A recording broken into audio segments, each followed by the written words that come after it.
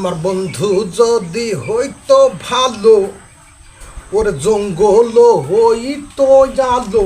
ও হইয় হইয় এখন গেতে মালা হইল জালা টুন টুন না টুন টুন। ওরে বেটা গেতে মালা হইল জালা। ড্যাডি, এই মডার্ন যুগে আপনি এই সমস্ত কি গান গাইতেছেন? এ যুগে এই সমস্ত গান চলে নেই। তুই কোনডা, বলদাটা না চালাকডা?